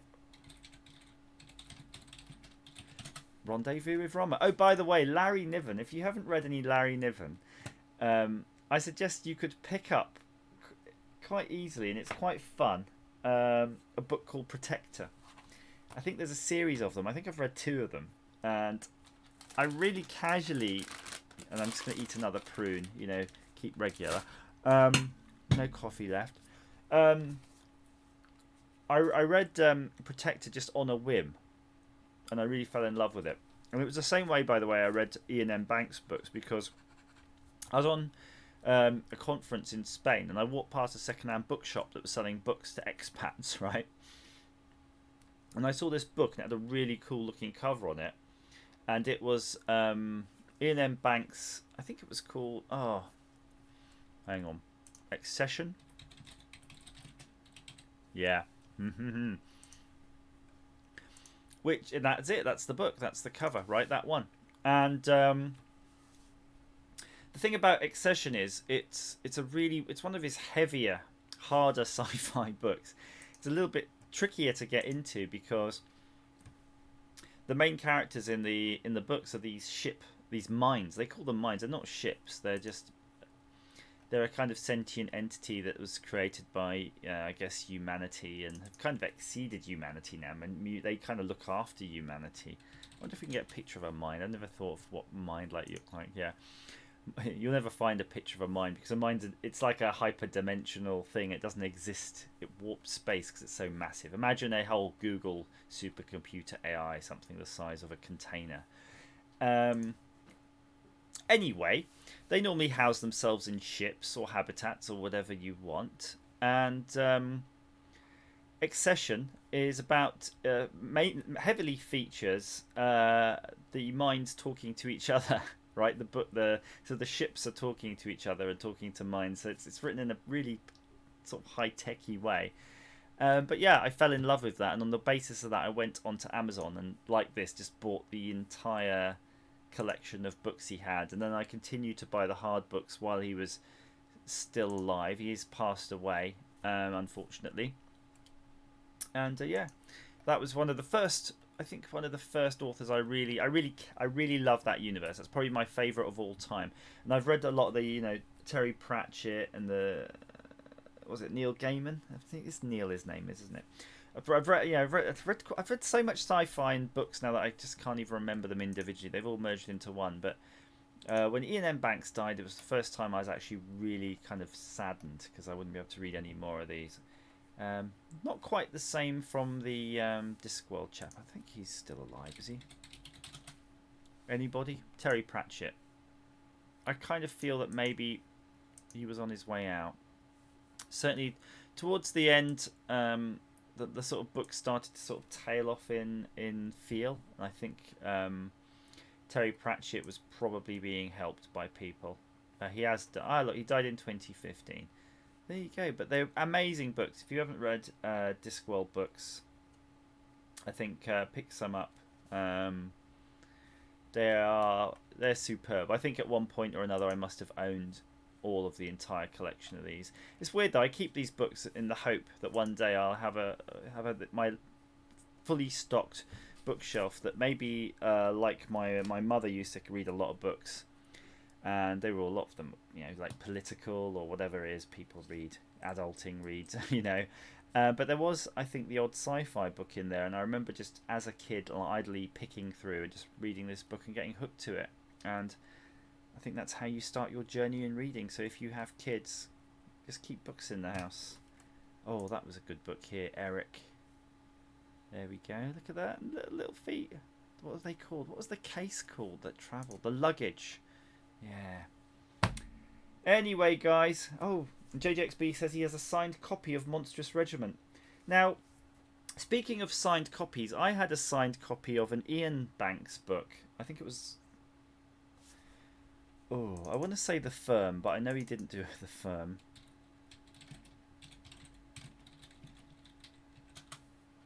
What was it been called? The Business. There you go. A signed copy of The Business that I gave away before he died. So I've kind of lost my connection. My connection to the author I currently think is the greatest author of all time for me. So there you go. Doctor Who books. Doctor Who books. I haven't really caught any Doctor Who books, McBean. F Open Plop says, have you read A Wizard of Earthsea? No. Is that the Studio Ghibli movie? Is that based on that one? I'm kind of feeling it probably is. Yes, it is. There you go. And it's like you got Howl's Moving Castle as well, was an adaptation by Ghibli from a book, and that's pretty good too. So yeah, that sounds interesting. Discworld Noir is a night to get running on anything above Windows 98, so the Discworld ones are tricky to get going, it seems. So, nobody has said in the chat, though, that they think it's a good idea to have a book club type stream, or... Well, it would have to be a stream because it would have to be interactive. So, that makes me sad. Hey, Becky! Woo woo! Becky, I have a little confession to make. A confession. Becky, I found your box in my bag. I haven't posted it. So for those of you who don't know, Becky won a Raspberry Pi and a little baggie of aniseed balls, and I failed to post them. So Becky, you will not have a Raspberry Pi to play with this weekend. Apologies. So yeah, Philip K. Dick books, good. They are good. And also, oh come on, wake up now, Andrew. Wake up. Stop being so tired. Come on, guys.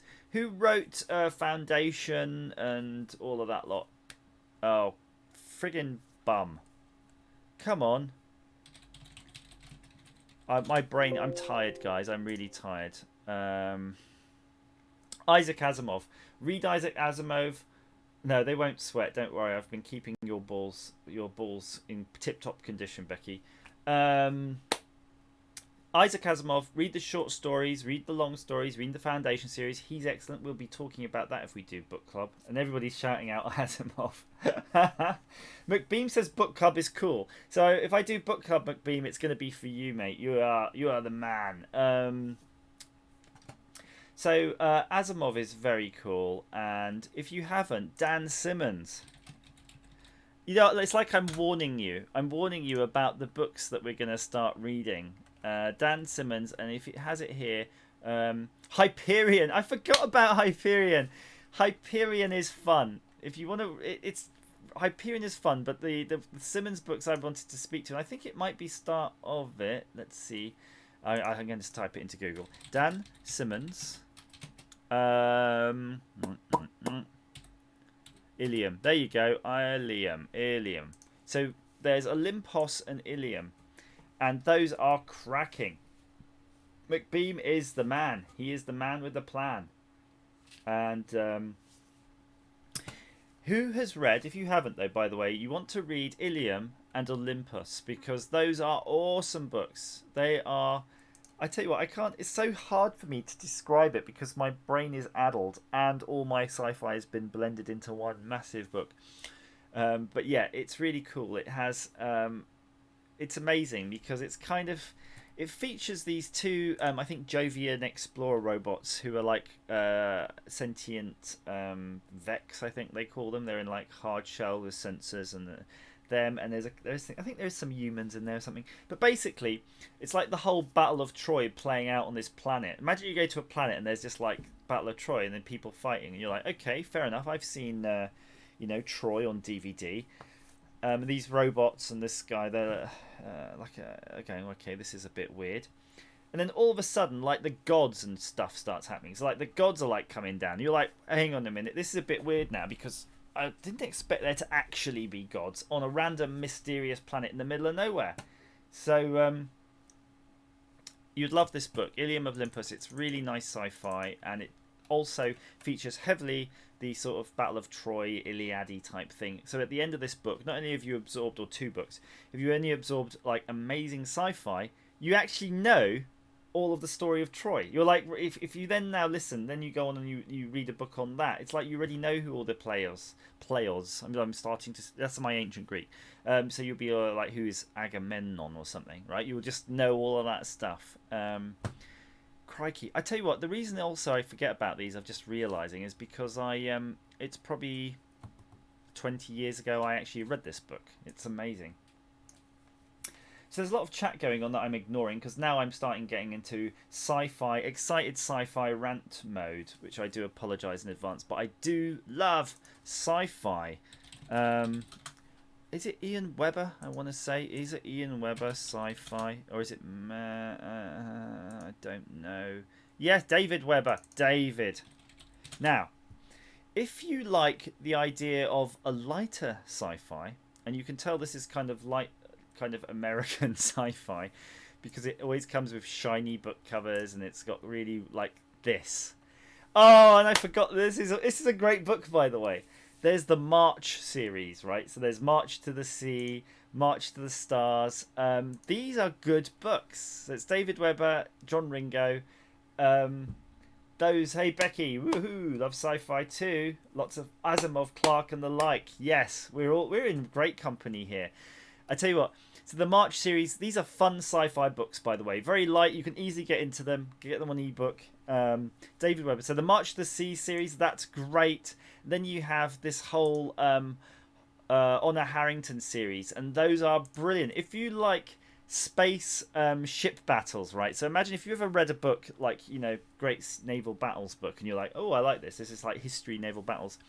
There's this character called Honor Harrington. I keep pronouncing it. Is that Honor Harrington?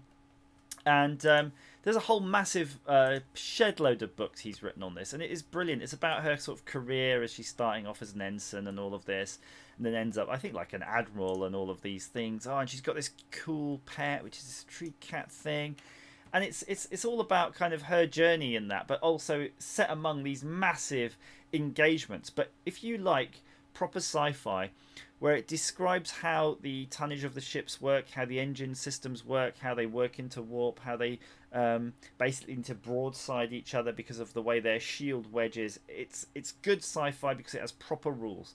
And anybody knows there's a lot of bullshit sci-fi out there, and I class a lot of books bullshit sci-fi. This is proper good sci-fi because it makes you believe it could happen, because it is describing the physics of the universe in which all of these ships exist in, and it's consistent. And I think if you find this whole this series, this Honor Harrington series, there's a lot in there. Like, people have actually made games on this. They've described fully how their ships work. It's that much detail he's provided in the books that there's a whole series of games, board games people write, or there's star charts. There's all sorts. Look, this is the level of detail we're talking about here. You will love it, though. I'm telling you, you will love it. Right, let me start reading some of the chat, because you guys have just going off on one now, and I'm not really following it, so I should be. So I'm going to start off where Becky's saying, can you read some short stories for Amazing Sound with... Oh, those were good. Oh, can we read one now, Becky? Can we find some Asimov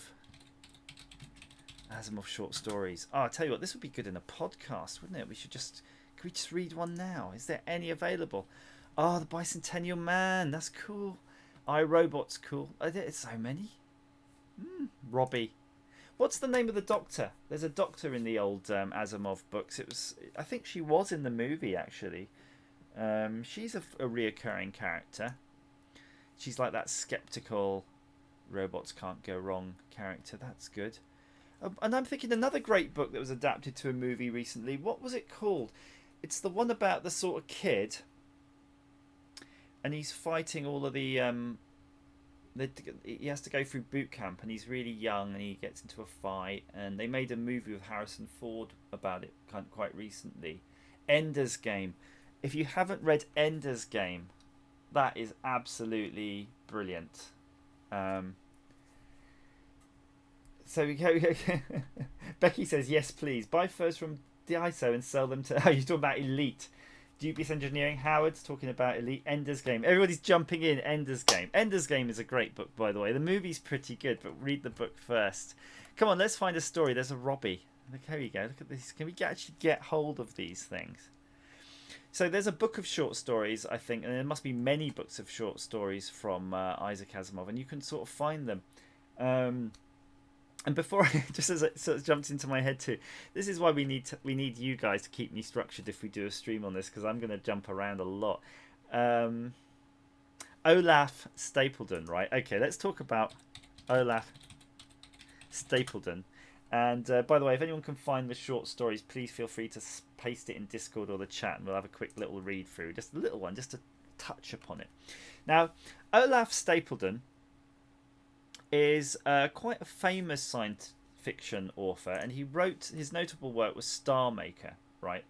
So everybody, oh, thanks, Becky. You've got that. Becky sent a link, by the way, but I clicked your link and it didn't work. Have a quick look on that, see if you can get that working. So Star Maker is defined by many to be probably one of the best pieces of sci-fi, and it was written in 1937, so it's not like a sort of technological sci-fi as we know. And if I recall, it was about a guy who, I think he wakes up or he's dreaming and he's sort of traveling through the universe and he's imagining this broader universe and the planets within it. And that was here we go. He says it here. Transported out of his body by unexplained means, he's exploring space and the planets and all this. Now I'm going to be unpopular here. I don't know if you ever read these, by the way. He says here, look, Arthur C. Clarke considers Star Maker to be one of the finest works of science fiction ever written. And Brian Aldiss, the one great holy book of science fiction. So these are the people who we all love, right? And we really respect. If anyone we're going to respect, it'll be Arthur C. Clarke, right? I found it seriously difficult to get into Star Maker. I wanted to love it so much because I kind of feel that, I have to like it because it's like liked by these amazing people, and for me not to like it is heresy, right? I just couldn't get into it, right? I just couldn't get into it. So has anybody in the stream ever read Star Maker? Because I like to feel it's not just me, who doesn't really like it. Right, here we go. Ooh, Dianetics theories of L. Ron Hubbard. So those would be controversial. We'll start reading some of those, shall we? So these are like the short stories, it seems, published. And look at these, March 1930. So look at it, pretty old ones. So where is Asimov in here? Astounding Stories. So clearly Astounding Stories went on for a long, long time. I'm just looking through here. I mean, shall we... Me back, Josh says. Me back. You're back. Oh, okay, you're back. So let's have a look through. I'm just trying to see if we can see any of these to see how hard they are to get into. I don't know. Should we just click on a random one? This one sounds really hard work because it's already like Zehru of Zolar. But what's this? Edwin K. Sloat, the space rover. Oh, cool. So they're actually available in EPUB and Kindle format. So you could just actually download this. Oh, I got to say something, by the way, before I forget, right? And I know I'm like really jumping around here, but I need to find something for you guys. If you find the publisher who published this book, the Honor Harrington series, the David Webber, what is the name of the publisher? Because they opened up their entire library for free at some point, and I want to see if they still have done that. How do we find the publisher of something? ISBN? Oh, come on. You gotta work with me, guys. Work with me on this one. I gotta find this for you because Bain. Okay, so Bain. At one point, right? So these are the publisher of all these books. We're going to go back to the Project Gutenberg book. Don't worry. But before that, they at some point, there we go, look, free library. They made available their entire back catalogue of books for free in ebook format. Okay? And I remember, like, I think effectively it was like a gig would cover their entire library of all the sci-fi you'd ever need in your entire life. So let's try the let's see, because I think they kind of look at this. So some might be free, some might not be now, but let's have a look. Let's pretend. So all of these were free, by the way. Oh, Bolos. Oh my gosh, Bolos is great too. Fantastic book. Oh, these are about giant sentient tank things. Okay, let's just pretend we're going to do Bolos. So you can buy it in ebook for $4, or you can sample. Oh, that was it. There you go. Bolo, that's good too. See, these are like a series of these, but I think that's the start one. This is the starting book. So you can buy this, add it to your cart, $6.99, hardcover or paperback. Look, come on, paperback for $8. Seriously, David Webber. Anyway, as I was saying, Bain were offering all of these free at one point, and it does seem to be that they do still have a certain amount on their free library, so you can get into that. But okay, let's go back to the Honor Harrington thing. Sorry, what am I talking about? So this is the short story. I don't think we're going to be able to read the whole short story on here, but let's just have a little... I don't know, let's have a practice. It's like me practicing reading. Becky's bookmark Bane. Becky, I don't want to. Bane are doing a great job, and I bet if you looked for it, you could probably find a compilation of the free library when they made it free that someone's put on a CD or something.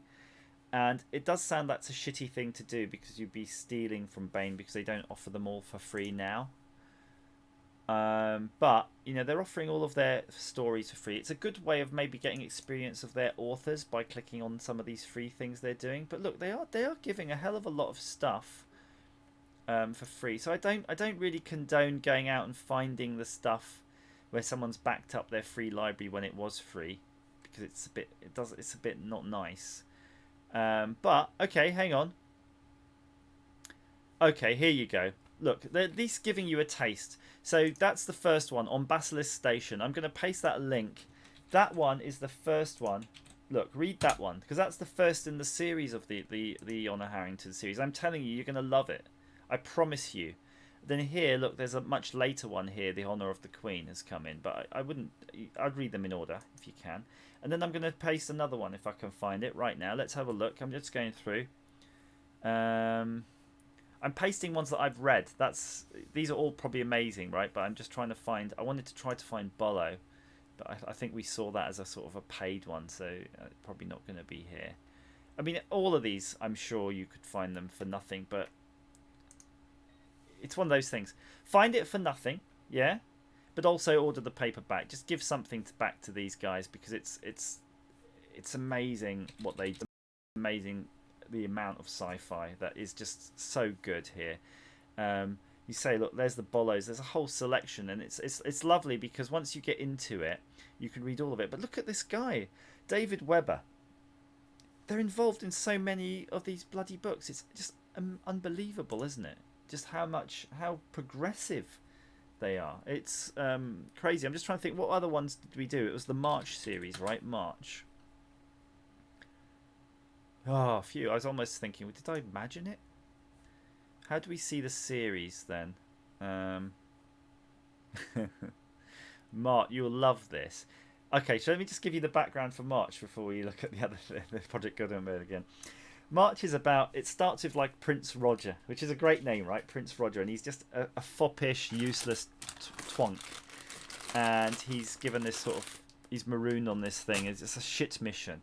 But by the end of the series, he's like grown up. He's a kick-ass, cool guy. So it's lovely. The books go on like that, where the characters get really cool. And you can see here, it's basically starting his march across this planet that he's marooned on to escape the planet. But they've got hostile enemies, masses of them, but they're quite teched up, so they're able to sort of defend themselves pretty much.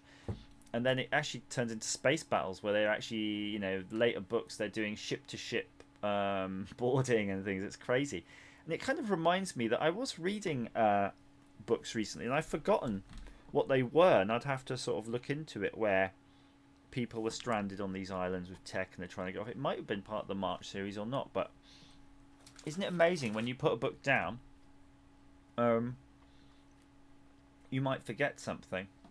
Haven't heard Twonk you since Red Dwarf, Becky says. Well, I'm definitely a twonk, but yeah. Okay, meanwhile, back at the farm, let's try a paragraph out of this book, because see how heavy going this 1932 sci-fi is. And I'm gonna make the font bigger because I think we're all gonna struggle with my eyesight here, but we can make that a bit bigger. Let's just see if it's something we might want to invest in. 1930s sci-fi. Evan Winford leaned warily against the controls of the little space sphere and stared out of the window at the planet, Mercury, which lay 1,000,000 miles sunward. Fail now, he gritted his teeth. No!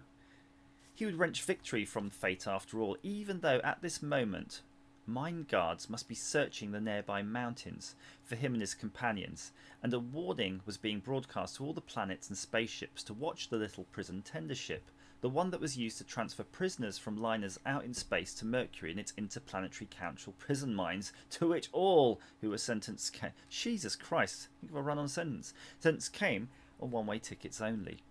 This was the first time. Winford reflected grimly that the sphere had ever... this was the first time Winford reflected grimly that the sphere had ever carried outbound passengers. Well, I mean, it's not too bad, is it? I mean, it's written to be read, not written to be said.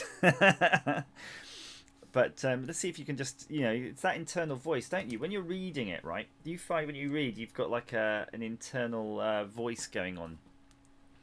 So you kind of have to read ahead, though, if you're going to try to read aloud. It's like when you're reading books to your kids.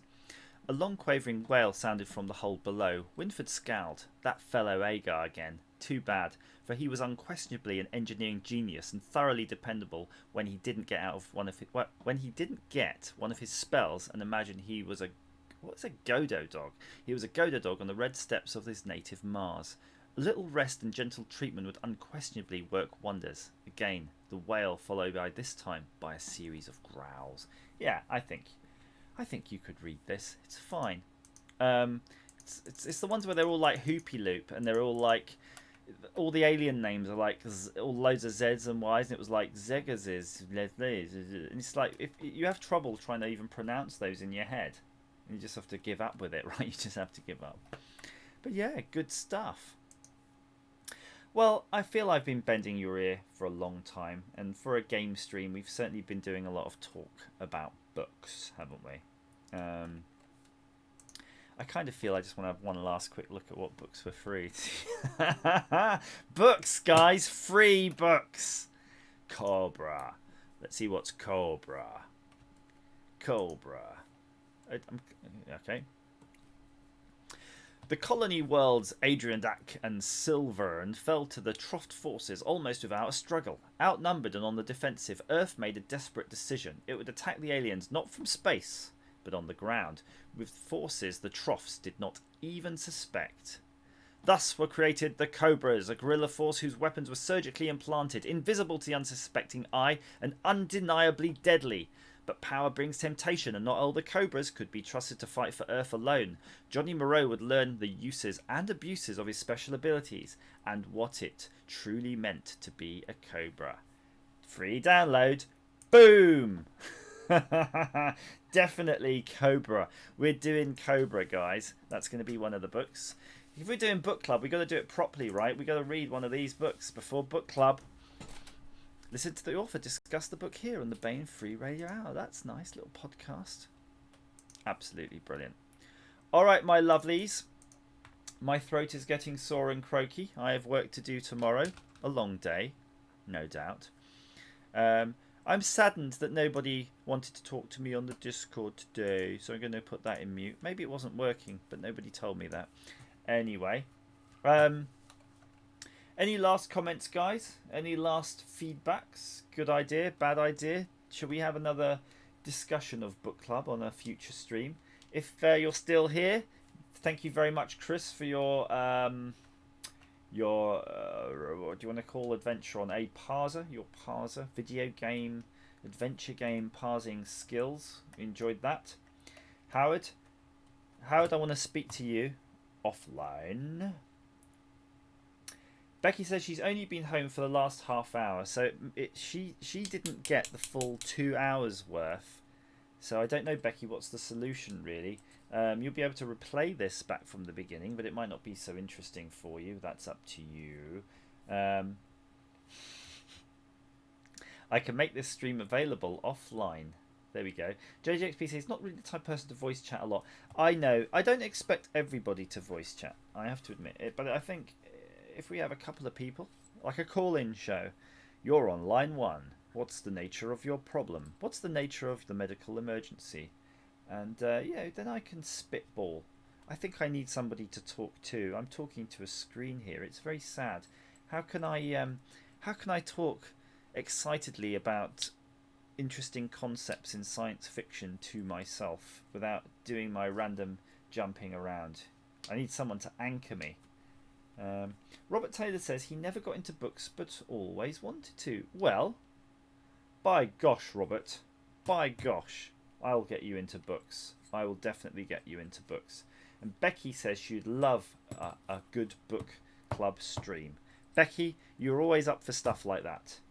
Good hard book stream. That's what you want. Eating your aniseed balls. We can do it. We can do it together.